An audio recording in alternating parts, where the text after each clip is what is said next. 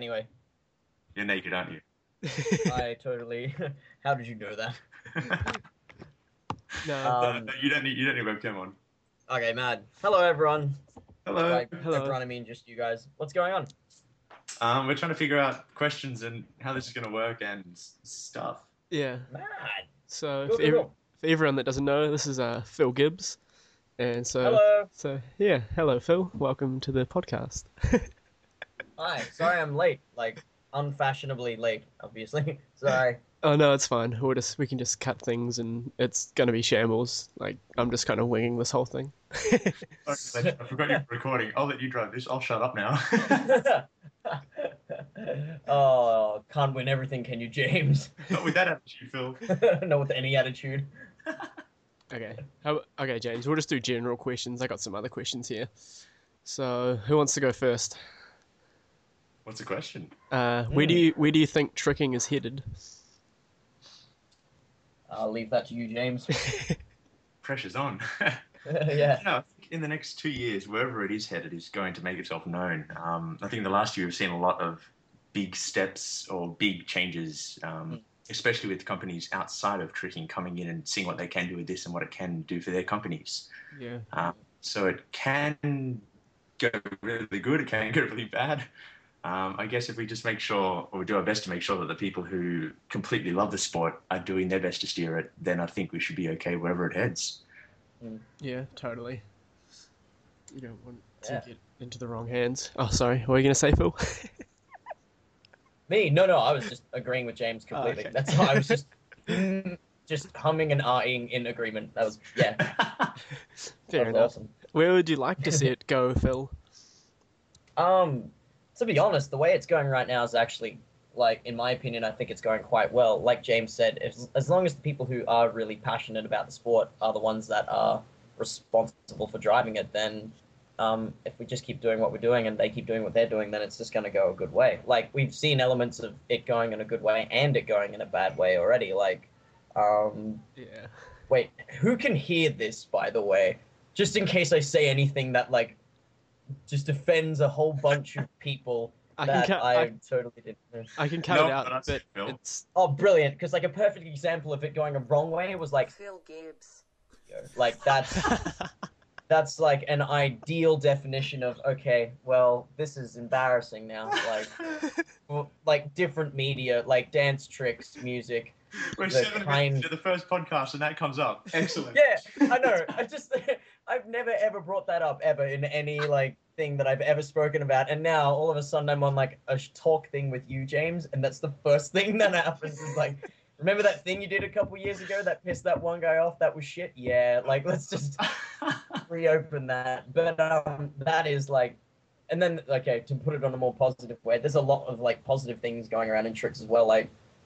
Not only just in actually for like, I mean, Tron was a big one, I think, for lots of people. Like that hit trickers like in the most positive light I've seen in ages. That was a big thing, and it wasn't in any way like a sellout at all. It was honestly like, in my opinion, that was a really positive thing to see, like a tricker that not only everyone knows and like 99% of people respect, but he did it in a way that wasn't selling it out. Like. Yeah, I thought it was fantastic. So, long story short, if the right people keep pushing it in the right way, then it's going to be fantastic. Yeah, definitely. And I think what you said as well, Phil, whatever the good parts are, if you focus on those and grow the good bits, it's all just going to fall into place anyway. Exactly. Have you guys seen Battle of the Year yet? No, actually. No, I haven't. Oh, it's so cheesy. Holy crap.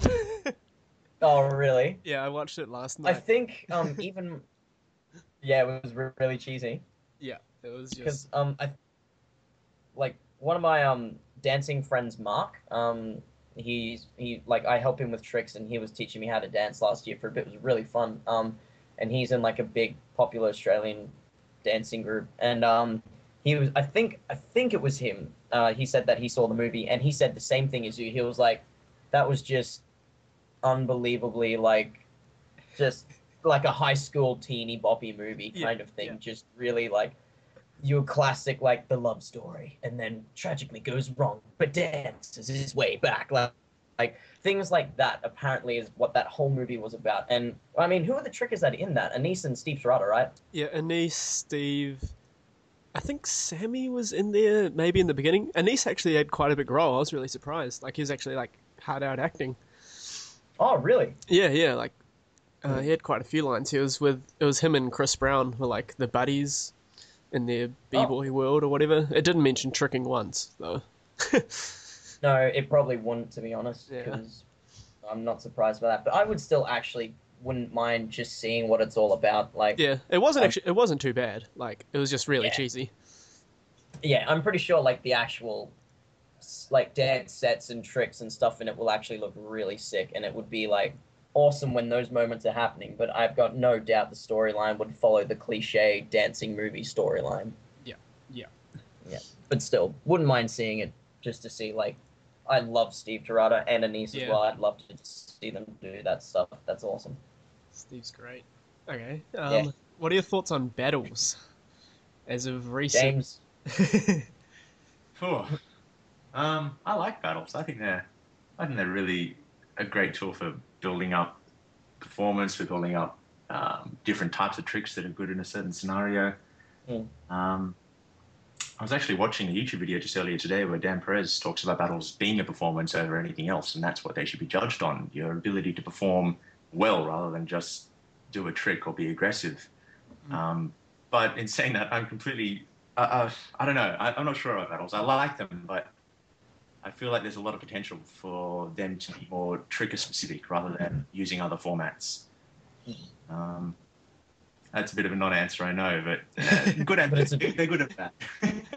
They have their place, I think. I was like, I agree with you in terms of like the love-hate thing with battles. Yeah. There's like so many positives about battles in the tricking scene. Like it's incredible. And some of the things that they're pushing towards with battles, I think. And then I'm with you on the other end of it, where sometimes it's just like you watch battles with friends who trick specifically just to be like, look at this idiot. Look at what he's doing. Like, why is he acting like a twat? Like, so yeah, it's like a love-hate thing. There's a lot more positive, I think. But yeah, it's also very easy to spot out the negatives in battles as well, I've realized, especially in like the big events that are based solely on tricking battles and tricking battles only. So I agree with James in terms of like it being a performance is sick. Like, it will definitely draw in more hype and more like crowd involvement than any other aspect of tricking. But yeah, that's that can also draw in negative attention as well. Yeah, especially like recently we had the jam battles, the one between Guthrie and Pinto, which I'm sure you've all seen. Yeah, go ahead. Yes. Yes, we've seen it.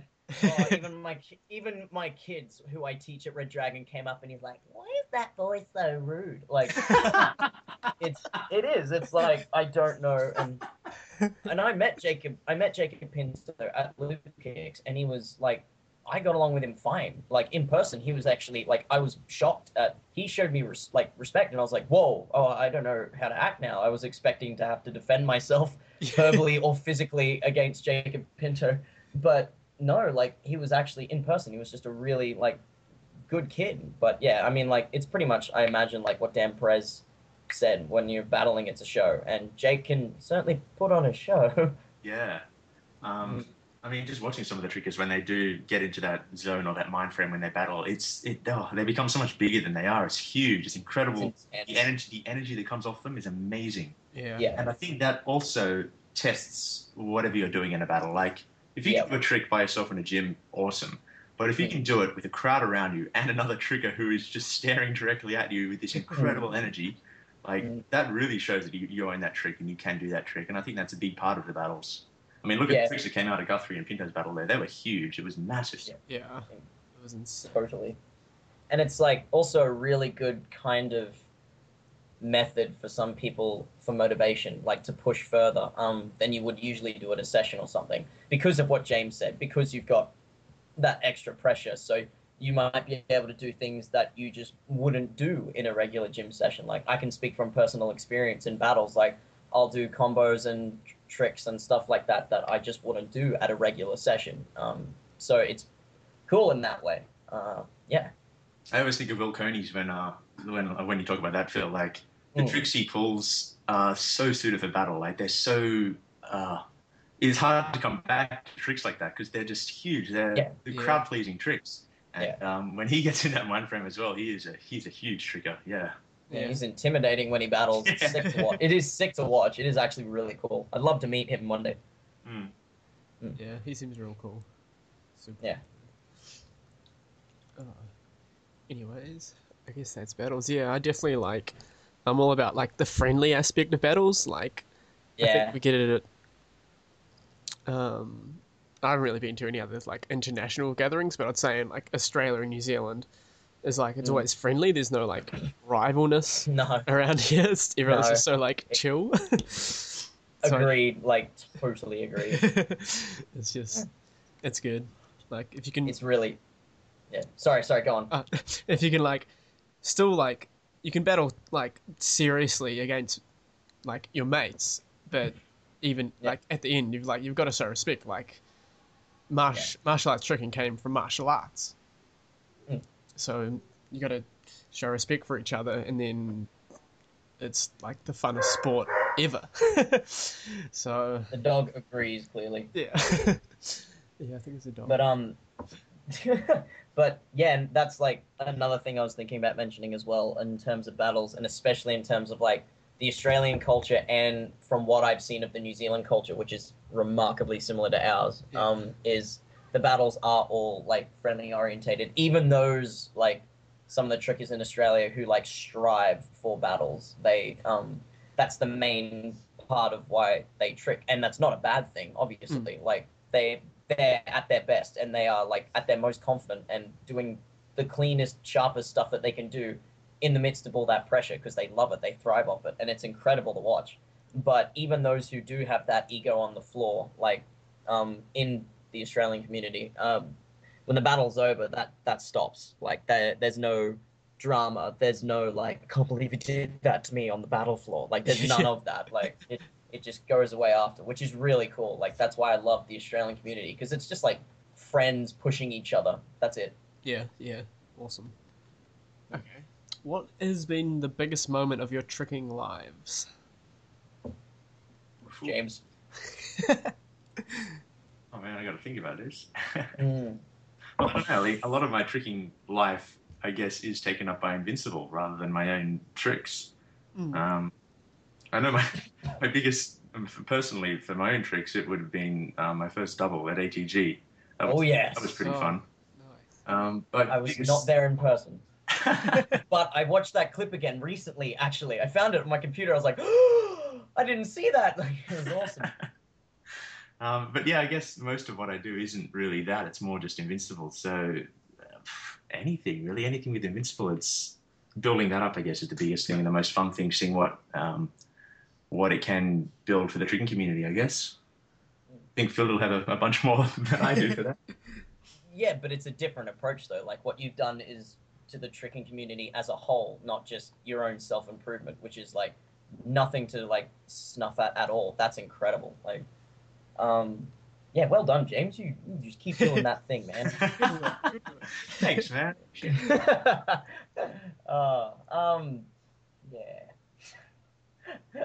For my big tricking experience, that's hard to say.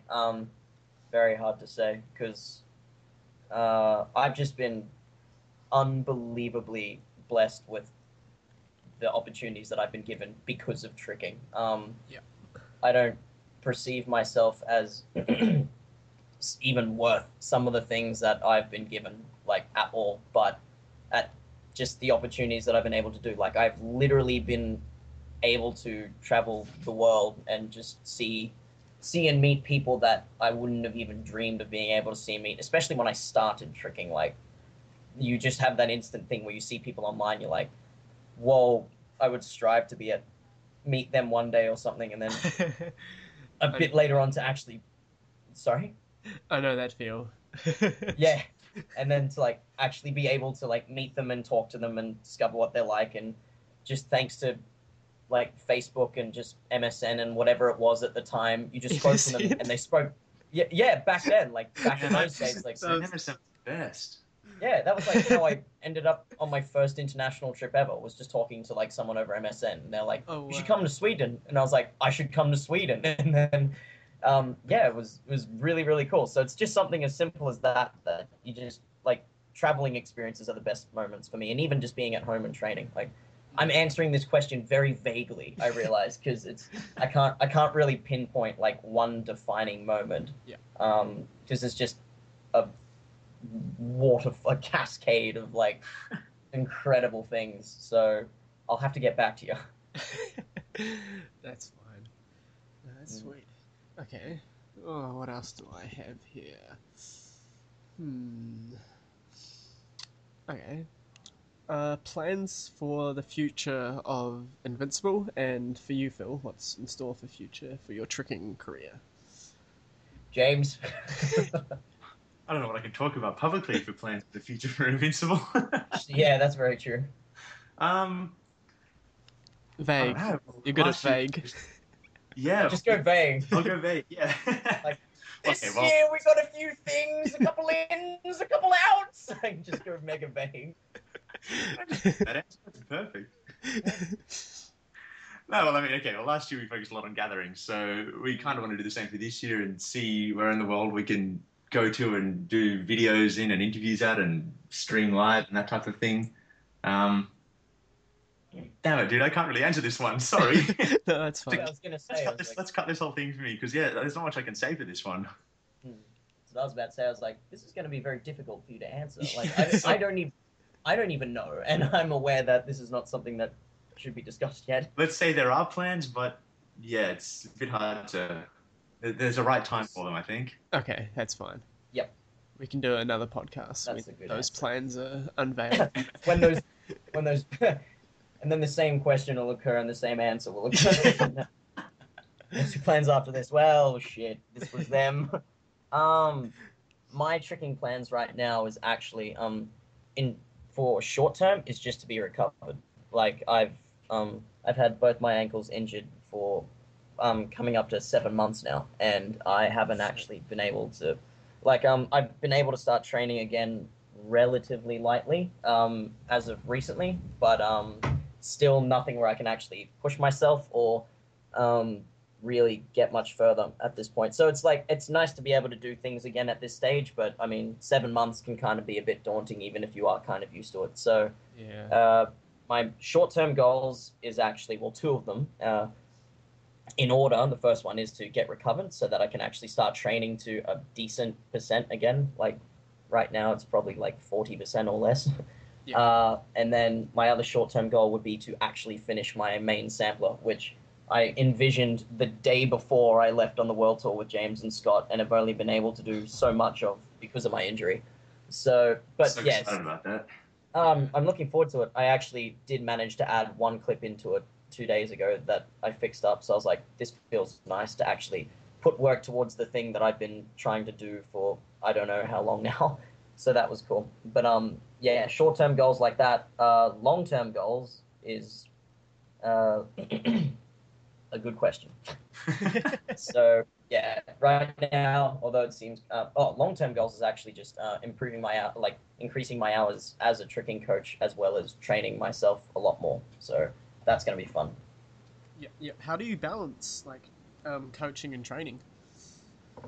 Well, at this stage, it's quite easy for me because I'm injured. So Yeah. my majority of my focus is on my students, who they mean so much more to me than what I imagine a group of kids would, which is really cool. So I get to I get to work with them 3 times a week at this stage, and then my boss is opening a new super center where he's offered me full-time work. So I get to work with them a lot, and I get to also oversee how the gym floor and the pit and stuff is being built. So I'm, again, unbelievably blessed that I can focus on my kids' training, and then when the new super center comes up, I can also focus on my own training as well. So while I'm injured, it's very easy for me. I just focus majority on them and then my own recovery. But if I am recovered, then it's usually the days between. So it would be coaching one day, my own training the next. Coaching one day, training the next. Yeah. Okay. Fletcher, ask me the question again. I've got an answer this time. Ask him the question, Fletch. The biggest moment in your tricking life? Question? What? No. What question? The plans for the future. I forgot what is Invincible's plans for the future, James? Good question, Fletcher. I'm glad you asked that. That's the most John McClay thing you've ever done. Okay, serious answer. Okay, breathing. Hello, Fletcher. Hello, Jamie. Okay, plans for the future. Well, basically, all the growth that we've had over the past few years, we kind of want to start taking that and funneling it towards new things and building newer things for the community and getting all the stuff we've built up and channeling it towards those new things. So more gatherings, more traveling, more interviews. So more of the same thing, but wanting to add some new stuff as well. So that should come out sometime this year, really. Yeah. So, like, are you talking about, like, parkour and free running, or? No, definitely not. No. No. Let's not go down that road. I'm talking about singing, dancing. Okay. Oh my god! If Invincible ever went down that path, surprise! that would be the best surprise ever. Invincible croquet. That was a much more satisfying answer, James. Yeah, that was less and more vague. Awesome. Oh, Fletcher, you talk so quietly, but it's so cutting. I should probably put the mic closer. I don't know. Okay, this is a good one. What inspires you, either personally or for your company for ideas, and Phil, obviously, for your tricking career? James. Great. For Invincible, anything that's good design. I studied at university, and that's like my main hobby, just looking up design blogs and design theory and how colors and shapes all fit together. So that's a big thing for Invincible, just generally how something functions in a smooth, seamless way. For tricking, everything. Everyone. Vague. Yeah, every sampler and every single thing that comes out inspires me in little ways. So, yeah, that. Okay. Good. Awesome. For me, in terms of like, my throat. For actually tricking, what inspires me and my motivation kind of comes from like a number of different things. I remember like a while ago. Wait, are you talking? Huh? Yeah, I could hear someone talking. It's Eli. Good evening, guys. It's Eli. Eli! Yes. Yeah, that Eli. Oh, good. Hey, Eli. Hello. If it was that Eli. Yeah, that one. The only one. Eli. Why does Eli sound so much clearer than you, Fletcher? I don't. Maybe the mic closer. Maybe I just have a horrible know. voice. Maybe he's just more confident behind a computer. No. Eli, answer that question. What inspires or motivates you to trick? Oh man, that's such a hard question though. Is it? Right? It is a hard No, question. Yeah. Yeah. I don't know, habit now. I'm not inspired at all. I honestly Because I couldn't imagine doing anything else. Mm. You know? That's a good answer. I don't know. That's just being honest, I guess. Simple, easy to remember. I've got one as well. What inspires you guys? Samplers James. show more than just straight tricks are really inspiring. Yep.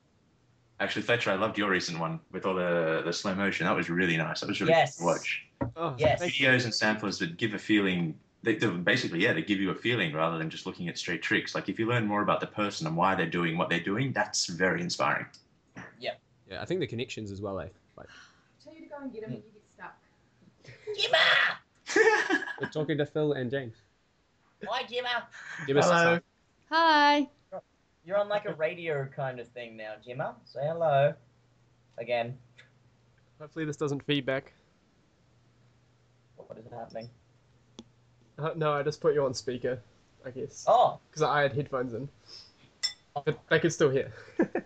I can hear plates. Someone eating. Jim is eating. Jim is always eating. Oh, Jimmy. Oh yeah, shit, I haven't answered the question, have I? Crap. What motivates and inspires me to trick? Number of different things, really. Some of them are, like, unbelievably childish and stupid, like, video games and TV shows and stuff like that, like seeing, seeing maneuvers off games and stuff, and I'm like, oh, I wonder if I can incorporate something similar to that. Like, something as stupid as that, yet funnily enough, it can actually work sometimes. And then kind of the more serious inspirations are like what James says, samplers that have good feels that, like, explain that kind of person, their characteristics and stuff like that is really cool to watch. And even just, I could reference everything like that. I could name every single thing that I can think of and explain how that has a small or big part of motivating me to trick when I can trick, or even just to teach tricking, which is great. Like, teaching tricking is a big motivation for me as well. It inspires me to work on stuff that I might not usually work on. So, yeah, there's just countless reasons. So sorry, I can't really pinpoint all of them, but there's a very vague, which is a very vague response to your question. Do you have any questions? Yeah, I have a question. Oh yes. How do you approach plateaus? Do you just train harder? Do you just suck it up and just push yourself even more, or do you train strategically? Or yeah. James. I actually spoke to Vivian a lot about this on World Tour. Yeah. And we pretty much had the same view on it. Like, well, this is my personal view, and yeah, he agreed that at every session there's going to be tricks that just hands down for no reason at all just don't work. And there could be things you do all the time that you can do any other day, but for some reason it just isn't clicking that day. I think plateaus are really just a bigger version of that. Like, there's something happening within that month, those few weeks, that just isn't clicking.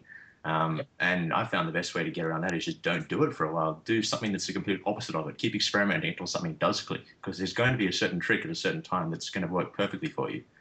So if you train that while it's feeling good, then you come back to what's not really working, what's doing your plateau, things will be completely different.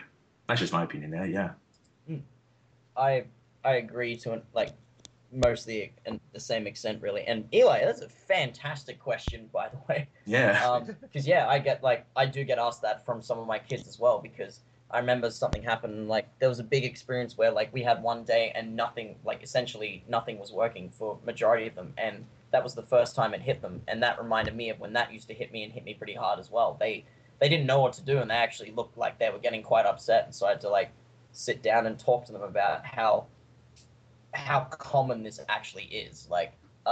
In terms of how I approach it when I hit a plateau, I try and do one of the things you said before, Eli. I try and actually train strategically, because when I first started tricking, or for the first couple years or so of tricking, it was literally just, let's have as many painkillers and as many energy drinks as we can, go into the gym and twist, see who can twist more tonight. That was the original way that we started training, which is just ridiculous. But as time went on and I started taking in different inspirations and stuff, even from my dad and everything, to actually train smarter in many different aspects, I incorporated that into tricking. So like James said, if tricks aren't working, there's a good point. It's good to push for it still to an extent. Don't just give up because it isn't working the first 2 times. But at the same time, if it really is that it is just not happening, it's not clicking or nothing's working, tricking's incredible. There's an unbelievable amount of pathways in it. So it's not you have to veer off to a certain number. You could easily try different stuff, even basic groundworks, or just walking through tricks where you don't even have to do the complete trick itself, just to increase your understanding. When I hit a plateau, I usually try and train strategically so I can work around it. That's awesome. Yeah. Could you give us examples of some strategic things you do, maybe? Yeah, sure. Well, it's no secret to know that majority of trickers in Brisbane are pretty set on power. And it's also probably not a surprise to know that power tricks can very easily be lost. Even if you are, even if that's the main thing that we do, or trickers do constantly, it can be very easy. Like, I know this sounds really ridiculous, but it actually happened to me one time where I had a session and I fell over in touchdown raise twice in a row. That's unbelievable. Like, that's just, to me, I got up and I was like, am I drunk? Like, what is actually going on? And it happens. Like, it's just like what Vivian said to James, and it's not a lie. Like, apparently it happened to Vivian as well. Like, apparently he was trying, like, Ben told us, Ben Carvey is from X-Swipe, an incredible tricker. Told us Vivian just, like, literally forgot how to sideswipe. Like, like, actually forgot, and it just caused, like, so much hilarity in the gym. Like, and it happens. So usually when, especially, like, I'll see how I'm feeling towards the start of a session, and I can pretty much establish what some tricks are going to work and some aren't. Like, for example, if power tricks aren't going to work, I'm definitely going to probably steer away from that particular kind of power trick. So, for example, if maybe double-double isn't feeling that good from a setup, I might try it from either something different, or I might even try not even swinging. I might just try and do a single variation of it, like just work on full shuriken or something like that, just to increase my, like, range of tricks a bit more. And even there are some days where I go into the gym and I actually don't even feel like lifting both feet off the floor. Like, I will literally just work on single kick stuff to clean them up, to make sure that my technique is at least improving a little bit or feeling more comfortable, or even groundwork. Some sessions I've gone into AC and I've just gone into a corner and have just walked through groundwork and not even done the moves completely properly, like just gone through the groundwork and tried to put things together. And then the next session, when I have more energy, I put it all together with a power move, and it actually worked really well. So that's an example. Sweet. Awesome. Thank you for that. That was a very long answer to a question that probably didn't need that much info. Sorry. Yeah, that was good. It's good to hear, Phil. Who's your favourite team or favourite tricker to watch? Oh. James? Oh, man, what were they? Do you remember Trickstar from Germany? I think so. They had that one sampler that had Roy in it. Oh, yeah. That was one of the first team samplers I've ever seen when I first started, and I thought they were the funniest group of people ever. Yeah, that was actually hilarious. No, Trick Squad, not Trickstar, Trick Squad. I was going to say, Trickstar's that thing with Seven, I think. Yeah, that's Seven's one, of course. That's the Norwegian thing with the kids. But yeah, like, the Trick Squad one was freaking hilarious. Yeah, I don't know what they're doing now, but that one video was hilarious. Yeah, they're so funny. They look like they had an incredibly fun lifestyle, just being idiots. It was awesome. Yeah, that lifestyle in that video is what made me want to travel and see gatherings and like travel around the world on tour. Yeah. That's sick. That's such a good... I'm so glad you said that. I'm going to watch that later. That's such a good one. Wait, what was the question? Favorite team? Was it favorite team or tricker? Or tricker to watch? Yeah. Currently, Daly Payne. Yeah. It doesn't really matter what he's doing or whether he lands it or not. I just really enjoy watching him do things. I enjoy watching him move, basically. He's such a funny guy. It's amazing because we've seen him in person, so we know, like, we just understand him a little bit more than what most people do if you're sitting there watching him on a computer. Like, you could just see him and be like, okay, he's probably had half a cup of coffee and has probably, like, Webstered over 3 people already. Exactly, yeah. I could sit in a room and just watch him do nothing, sit at a table and be entirely entertained. Like, he's such a funny person. Just watch him be. Like, I remember, like, a sampler they released recently of some gathering they had in America, the UTL one, is that? Yeah. And there's just, like, part of the sampler where it cuts in and Bailey's sitting on the chair and then he kind of, like, moves around a little bit, looks at the camera, looks really annoyed, and then just says, "I'm not a vegetarian." And then the sampler just starts. And I was like, that is literally Bailey Payne in a sentence. Like, he's just like that. He's such a funny kid. I miss him and Carl Skelly a lot. Yeah. They're so funny.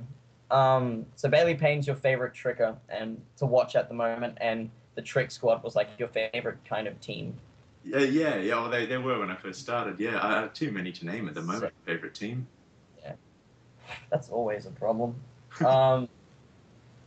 Damn, that's really hard. For me, favorite trickers to watch is just constantly changing. Like, obviously, along with pretty much majority of people who are involved in tricking to a small or big extent, Michael Guthrie is just incredible to watch, regardless of what he's doing. Like, that's a given. Like, he originally just pushed for lots of power, then decided, oh wait, I'm good at everything, and then did everything, and it's amazing to watch.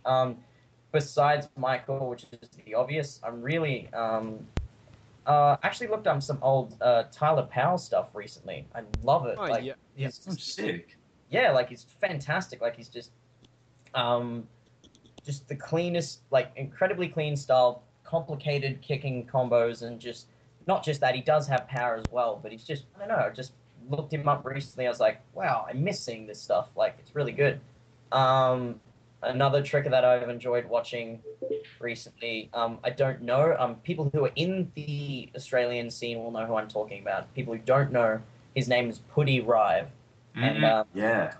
Putty has this, like, and I told this to Putty as well, like, I could watch Putty trick a whole session more than I'd be willing to watch, like, some of our classic Australian trickers. And that's not an offense to them. That's just because Putty does things that I've never seen, and he's got that incredible ability to do things, some things better one way, some things the other way, and can actually put that together in a combo where it doesn't stop and start. Like, he finds a way to make it fluent, and it's creative, it's cool, he's really smart as well, like, in the way he approaches tricks. So I really appreciate that. Him and Jazz Hands are like that. They're very, very unique trickers. So that's really for you. Oh yeah, yeah. You guys would get along really well, actually. He's yeah, because we talk all the time online. Yeah, he's incredibly like accurate. Like in terms of he can analyze tricks really well. He's sick. One more thing. One of my favorite teams to watch is Team Trickgasm. Like Jacob Huntington and Ben Harold. Yeah. Just Ben Anderson as well. Like they've just been freaking destroying it recently. It's incredible. Like they just keep moving up and up and up, and it's unbelievable to see how far they've come. Like it's insane. Even though I know Ben Harold's injured at the moment, which I hope he heals from really quick. But yeah, in terms of team, they're amazing. So sorry, long answers to short questions. My bad. Long answers are good. Not always. Means I get to talk less. Right? Yeah, just benefits for some. I was talking to Team Trickgasm today about the podcast. Really? Yeah, like I've been Sick. talking to Ben for ages, Jacob, and like both Bens, and then yeah Jacob as well. Love those guys. They're really cool in person as well. Yeah, I can't. Awesome people. I really want to trick with them. Yeah. Task tricking as well seems hilarious. Yeah. They're like the first trickers that I met overseas ever. They housed me when I went to Sweden in 2009, and oh my god, I was just not ready for that onslaught of like nudity and just unreal. But yeah, definitely shaped how I am now. So thanks, guys. I think teams like that are the best, or they're the most, I don't know, fun to watch. Like Task, and I think Disastrix are in that same same boat there. Like you just want to watch more of them. You want to be part of all the stuff that they're doing, so they make it so much fun. Yep. Absolutely. Oh, awesome. Well, I think we should end it on that note. Cool. Does that sound good? It's been 45 minutes-ish.